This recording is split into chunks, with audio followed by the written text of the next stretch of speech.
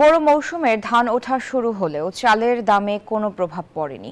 কুষ্টিয়ার বাজারে সব ধরনের চাল বিক্রি হচ্ছে আগের দামেই। মিল মালিকরা বলছেন পর্যাপ্ত বোরো ধান হাতে পাচ্ছেন না তারা। নতুন ধান থেকে চাল উৎপাদন শুরু হলে চালের দামও কিছুটা কমতে পারে। এদিকে ধানের ন্যায্য দাম নিয়ে শঙ্কায় প্রান্তিক কৃষক।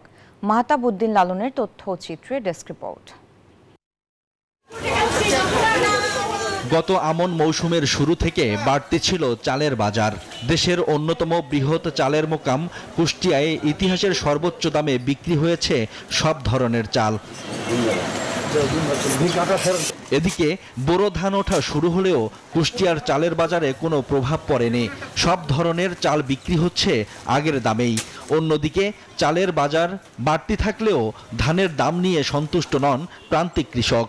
সরকার এই ধানের উপর বৃদ্ধি করে তাহলে আমরা চাষি কোনো রকম বেশি থাকতে পারি, তাতে বড় মৌসুমে কৃষকরা যেন ন্যায্য মূল্যভাবে দামটা পায়। খুচরা ব্যবসায়ীরা বলছেন চালের বাজার স্বাভাবিক হতে আরো বান্ডেল থাকলে প্রতি সেনমানিতে টাকা বাঁচবে। বিকাশ সেনমানি বান্ডেল কিনে জিতুন প্রতি লেনদেনে। তো 15 দিন সময় লাগবে। এই সময় আপনার যাদের স্টক ব্যবসা করে তাদেরকে যদি একটু দমানো যায় তাহলে বাজারটা একটু স্বাভাবিক থাকবে। এখন বাজারে পুরাতন চালই আছে, পুরাতন চালই বিক্রি হচ্ছে, দাম কমে নাই। ক্রেতা ও ভোক্তাদের দাবি নিয়ন্ত্রণহীন ধান চালের বাজার শক্তভাবে মনিটরিং এর বিকল্প নেই। হঠাৎ করে চালের রেট বেড়ে গেছে, তখন বাজারে আমরা চাল কিনতে এসে হিমশিম অবস্থার মধ্যে পড়ে যায়। সাধারণ ভোক্তা যেন আমরা আমাদের আয় ক্ষমতার মধ্যে থেকেই আমরা চাল কিনতে পারি।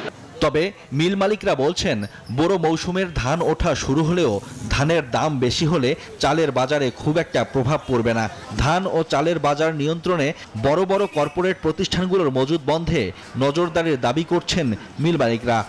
যারা সঠিক নিয়মে ব্যবসা বাণিজ্য করে, যারা নিয়মতান্ত্রিকের ভিতর থেকে ব্যবসা বাণিজ্য করে, তাদের ব্যাপারে সরকারকে একটু দেখা উচিত। আর যারা অনিয়মতান্ত্রিক, যাদের হিউজ পরিমাণ স্টক থাকে, তাদের স্টককে দেখার কেউ নাই।